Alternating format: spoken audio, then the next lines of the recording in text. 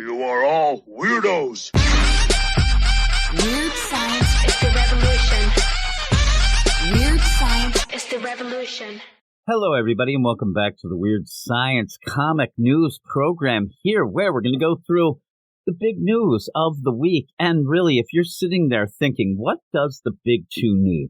What does DC Comics and Marvel Comics need? And I know I've seen a lot of videos with people making suggestions, people trying to figure out exactly how to get the big two back up and running, maybe even beating that manga out. I think that they finally figured it out. More events, right? More events will definitely get everybody on board. We already have, say, the Summer of Symbiotes, the Dawn of DC. Well, don't we need things like Night Terrors and Ultimate Invasion and Chaos of Contest Marvel Deal? I can't even say these things. I need to get a spreadsheet here, maybe a pie chart, but I get hungry when I look at pie charts. So actually, we'll just use an abacus. Isn't that what they're for? We'll sit there and like move those beads up and down. I swear to God, every time I see an abacus, I think they got it wrong. And it's like some crazy kids game that people were playing then. And they're like, no, this was actually a calculator back in the day.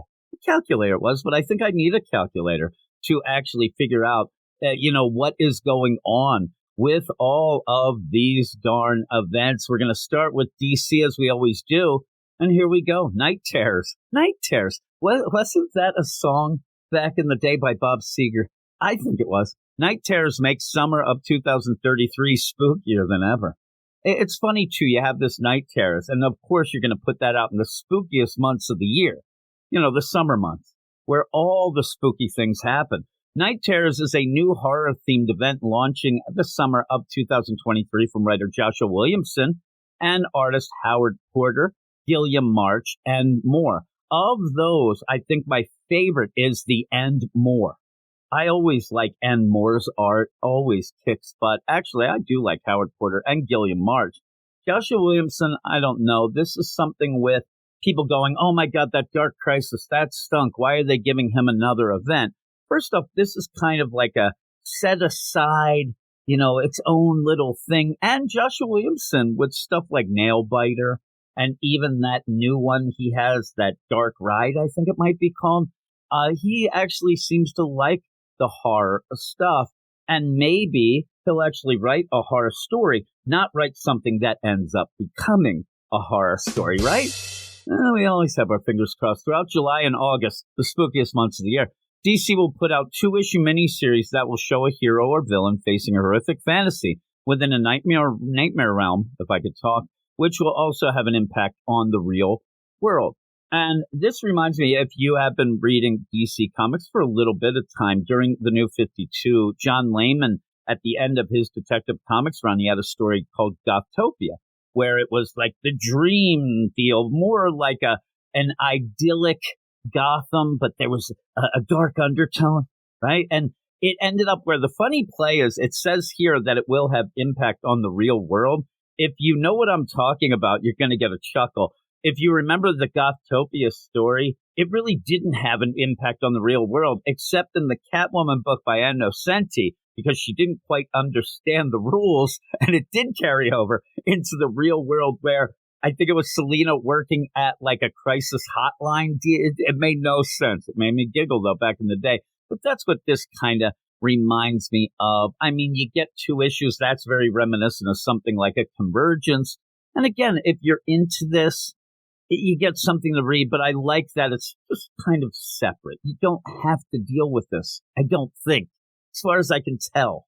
So I don't know. I'll be reading and reviewing it. So there you go. But if you don't want to read it, you don't have to. It doesn't seem like it's one of those like must read, must have deals.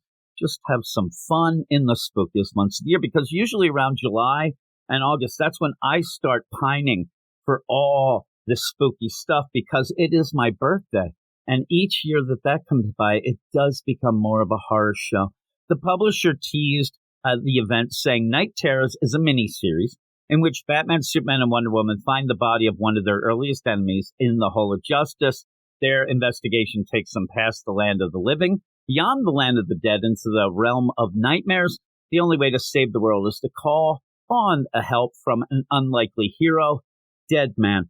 don't know that that's such an unlikely hero. I like Deadman. Now, hopefully, when Joshua Williamson writes Deadman, he realizes more of what Deadman's about than, say, Clunrad in the awful representation of him in the Wonder Woman book that really went against every rule of death. I'm surprised he was even dead in that, seriously. Now, we'll unpack this a little. We'll make a little bit of prediction. I think I'm 100% right on. This has to be Dr. Destiny. Dr. Destiny's ability to make nightmares a reality, plus that idea of one of their earliest villains. He was in Justice League of America #5. So the 5th issue of the Justice League book, when it came back out in the day, you ended up having Dr. Destiny. So I think that it will definitely be him. So when it's revealed, you can just sit there and think of me. Think of me sitting here making fun of it, okay? The thing about Dr. Destiny that's the greatest, though, he looks 100% like Skeletor, which always makes me laugh. And one of the big things that DC fans will tell you then, if they're aware of Dr. Destiny, is Dr. Destiny came out way before Skeletor. So actually, Skeletor looks just like Dr. Destiny. But that's a pretty cool deal. I'm not looking forward to it. I end up with these things. I don't sit there and like, oh, man, I can't wait for the day. I don't mark it down. I don't sit there and, oh, my God. I just, when it comes up, I'll be reminded of it, right? It'll be like the week before. Oh, crap, that's coming out. But I'm going to give it its, fair shake. I'm going to go into it, and maybe it'll be something that'll be fun. Maybe it'll be one of those where instead of an event meaning like a crisis level deal like Dark Crisis, this will just be, hey, this is a fun little crossover type deal, a fun little event that you can, enjoy. Let's hope. Let's keep our fingers crossed. Again, I do like Howard Porter and Gillian Marchand this past week. Joshua Williamson really impressed me with Superman #1. So maybe the good times are a-coming. But we're going to move over to Marvel. Speaking of good times, right? No. What I'm saying is I'd rather go watch Good Times, the TV show with J.J. Walker, than actually deal with any of this garbage. But here we go. Dark web villain Hallows Eve is loose in the Marvel Universe in her own title. First off, right now, I have an aversion to anything that says dark web. I end up already having flashbacks of something that just ended. That's how bad it was. And really having Hallows Eve, Janine Godby, going through this, the idea that this is a villain that just has Halloween masks that she puts on and then it manifests into that. It's funny, but I don't need a series. And again, it's funny again. What is going on with the spookiest months of the year? I don't get it. Hallows Eve made her debut in the recently wrapped up Spider-Man X-Men Dark Web crossover. Oh, that's what it was. Gaining strange demonic powers from Madeline Pryor, which never really was played out like she just had them. She just started putting on masks. The Goblin Queen of Limbo. With Dark Web, and not to be, with that, it's the Goblin Queen, not Queen Goblin. Don't get those mixed up. You can't. All right. With Dark Web now wrapped up within her partner in crime, Chasm, trapped in limbo. If you don't know who Chasm is, that is Ben Reilly. Please say Ben Reilly, Chasm. Let everybody know. Hallows Eve is striking out on her own in a title. 5-issue limited series from writer Erica Schultz and artist Michael Dowling. Oh, Michael Dowling, because of that last name, always sounds fancy to me. And it's like, oh my, Dowling it is. March 1st, Hallows Eve #1 finds Janine Godby using her new Hallows Eve powers to find her own place outside of Limbo and seek vengeance on her enemies. I think her main enemy is like the people who make those really awful Halloween masks. That would be first up. Get some better masks. Janine Godby's world has been blown up several times in her life, but this time she has a bag of superpowered masks and a chip on her shoulder. Oh my. Reads Marvel's official description of Hallows Eve #1. She's on the run from the police, but there's someone else after her, too. Don't miss this breakout character. Break even bigger. She's going to break bad, so bad that it's bigger and better and scarier and stupid. All right. Ultimate Invasion hits this summer. This I'm excited about. I'm not like I said, I don't sit there and mark the calendar, but I actually like the Ultimate Universe. I am excited about what this might be, and I'll definitely be checking it out. What am I talking about? Well, we're going to get to the little details here. Though there are little details about this ultimate invasion, the announcement art by Brian Hitch and quotes from Jonathan Hickman have people excited. Oh my, they're excited. The promo art from the announcement, which was originally revealed through Entertainment Weekly, they call that EW when you're in the know, shows Hitch's renditions of Ultimates crossing over with Miles Morales, the Maker, Tony Stark, Black Panther, Reed Richards, Black Bolt, and Doctor Strange, many of whom were part of Marvel's Illuminati's secret superhero society. Here's the quotes. Revisiting the idea of Ultimate Comics couldn't be replicating or revisiting what Brian did and the original Ultimates, creating a streamlined, modernized version that would eventually become the spine of the MCU. And it certainly couldn't be what I did, which was a final chapter of pre-existing universe. Hickman told EW and confused the hell out of me while I was reading that. Right? Oh, thanks, Hickman. We also thought the very idea of Ultimate Comics needed to be inverted from the original universe. We wanted this to be something that really could, I'm not even going to finish this. He says he's happy about it and it was an accomplishment. At least just say, hey, me and Brian Hitch, we're excited. We're going to give it our all, and we hope everybody wants to get on board. There you go. You don't have to muddy this up with your nonsense, Hickman. I like your writing and all, but you confuse me even then. This doesn't have to be the hots and pots of the damn announcements. Seriously, I'm waiting for on the side, we're going to have one of those stupid X-Men info sheets with diagrams and stuff where I'm like, what did he say? Okay, let me put this together. It's like Mad Libs. He said this. Anytime you have Mad Libs, though, you're like poopy, butt cheeks. That's what you have. And I didn't see that in any of that announcement. So they should end up, putting that in here. So there you go. Ultimate Universe. That's all you need to hear. You need to hear that possibly it's at least a little mini series with it, but hopefully a return to that.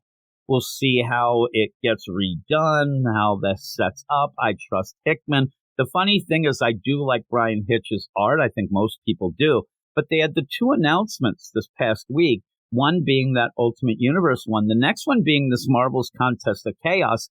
And both had promo art by Brian Hitch, which confused everybody, including me. I was actually reading the Marvel's Contest of Chaos thinking that was a Hickman thing. Then it wasn't, but it may be. Now I'm confusing myself. Everything's swirling around. The Avengers, X-Men, Spider-Man, Deadpool, and more go on battle in Marvel's Contest of Chaos event.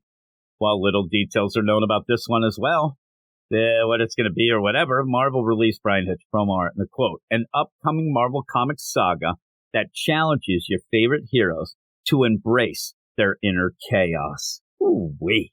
That is crazy. And you end up having that promo art. It's heroes against heroes. It is. It's a free-for-all. The name does invoke stories like 80s crossover titles, Contest of Champions, stuff like that. And the promo art makes it feel like a free-for-all battle royale Royal Rumble kind of story. And the thing is, there's no word yet if Sami Zayn's going to make an appearance, but if he does, it'll be that much cooler. I think you know what I mean. And that would be awesome. So far, we've had announcements that I didn't understand the quotes. Like, that's on me. Everybody, if you want to read the actual quotes or whatever from Hickman, you can find these stories on, say, a Newsarama or a CBR. That's where I get all the news. I should have said that as a disclaimer earlier, but there you go. A little bit of it. Should I say allegedly? Isn't that what you say to make disclaimers? I don't know. But all this, maybe people are like, I don't need this, Contest of Chaos. Well, then you don't have to read it, right? Or you're like, oh man, I don't want to deal with this night terrors. I have enough of my terrors and they're not just at night, so I don't want it. All right, that's fine. You could skip that too. The last story we're going to talk about, though, is very disappointing, and it's something that if you're a Spider-Man fan, you can't avoid it because they just keep rubbing it in your face. Marvel officially dissolves Spider-Man and Mary Jane's romantic relationship. Fuck you! That's what I say to that.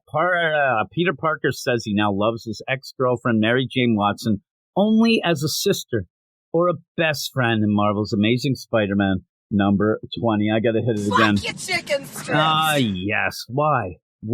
It's one of those things that it seems so easy. It seems like it's such an easy thing to recognize. I mean, this is beyond reading the room. You know what I mean? The idea that people want Peter and Mary Jane together. Now, there's sometimes where you'll have that Will they, won't they? Say you're watching Moonlighting. You know, all the kids down at the rec center who watch Moonlighting, they come in, we're shooting some hoops, right? And they're like, man, will that Sybil Shepherd ever get together with that Bruce Willis? Oh, my.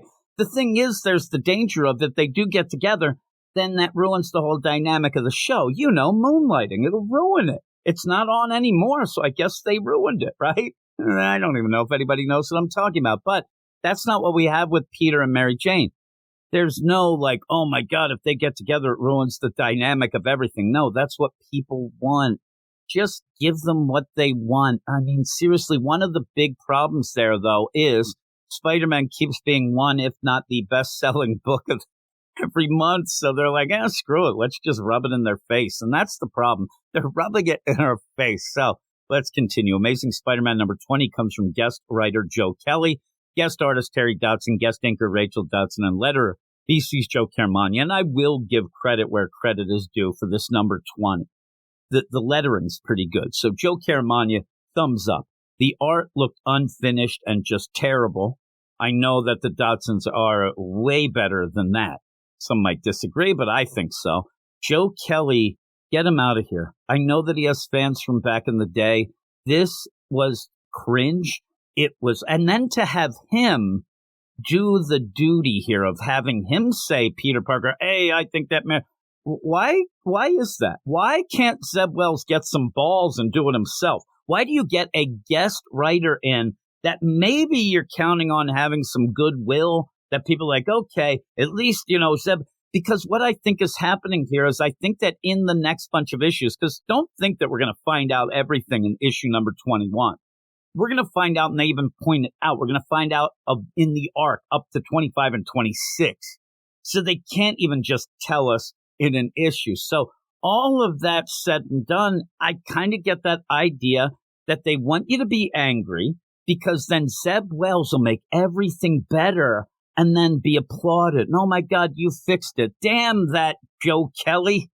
You did it, Zeb Wells. The problem is this is something that I hate and something that we've had in comics for a while now, but it's the idea of a writer coming in and just ripping apart a character, just tearing a character down, to then by the end of the story, bring them back up to normal. Not better, but normal.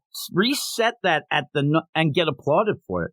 Well, you're the one who screwed it up in the first place. Why should I applaud you for wrecking a character and then maybe making it back to normal?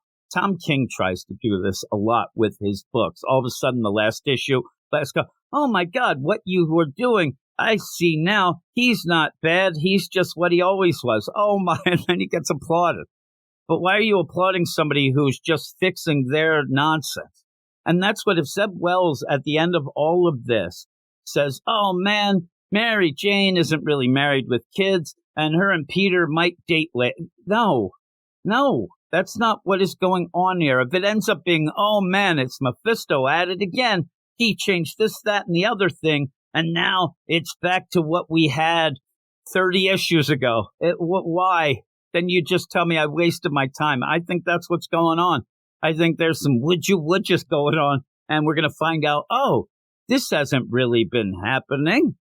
Oh, goodness. It's like, again, one of the other newer shows, Bobby Ewing coming out of the shower. The references. Yes, so it continues. Releasing March 8th, 2023, the synopsis for Amazing Spider-Man 21 reads, what happened to Peter and Mary Jane? And with a question mark and an exclamation mark. This is what people were yelling maybe up to like issue 8 of Zeb Wells' run. Then it was, what the hell? Why are you doing this? That's more the question now, like, what the hell are you doing this? And there is that play, and I said it back, I think, issue number like 13. Is it gone on too long? That it's one of those like, oh, I'm going to tell you a secret. And then you keep saying that, don't tell the secret. People get bored. Like, I don't need your damn secret. And then when it happens and I tell you, it's like nonsense. It's like, really? That wasn't anything to hold that long. But it says the arc will answer your questions, including what did Peter do? Who caused all this? The issue kicks off a new story arc that will lead to Amazing Spider-Man number 25, which the publisher previously teased as, quote, the most shocking issue of Amazing Spider-Man in 50 years. I don't need that. I want it to be the thing you've been waiting for for 30 years, yeah, right, 20 years, whatever. Why not? Why not just sit there? If you end up, and most people sitting here, maybe you don't like Mary Jane and Peter together, then you could go, Gwen Stacy isn't coming back from the dead, and I don't think that he's going to start dating a corpse. Maybe. I don't know. That'd be shocking. It really would be. So you end up, though, you get hired, and they're like, man, what should we do with Spider-Man? But it has to be the first thing. Yes. And there you go. That is it. Now I'm depressed. That's the news. Oh, Jesus. I have a sore throat now. I don't know why. I ended up getting a little bit too upset, but I'm not even as upset as some people. Some people are losing their minds. I didn't have one to lose. So I got a little benefit there, but that's it. That's the news. Now I'm going to go off and do other things. So let's all forget about it. Let's see what's going on. Again, if it does come out the way that I think, and okay, everything's kind of changed. While I'll still be mad at Zeb Wells, if we get what we want, we could at least go forward for that. Almost say, okay, this is how I'll deal with it. Okay, this is a clean slate now. You can now, you did this. I'm not going to applaud you, but I'm going to sit there and say from here on out, let's see what you got. Because at the beginning of Zeb Wells' run with Tombstone stuff, that was okay. It's pretty good. Since then, it's been garbage, straight hot garbage, and I don't need that. So let's hope that this rights the ship, and away we go. Maybe we'll even get somebody else on the book. I don't know. I don't think Zeb Wells is doing a good job, but that's that. So off we go. There you go. I'm saying I don't want to leave on such a sour note, but I'm gonna. So that's it. Hey, everybody. Thanks for listening. I'll be back next week with more comic book news and whatnot, and I'll talk to you then. You are all weirdos. Weird science is the revolution. Weird science is the revolution.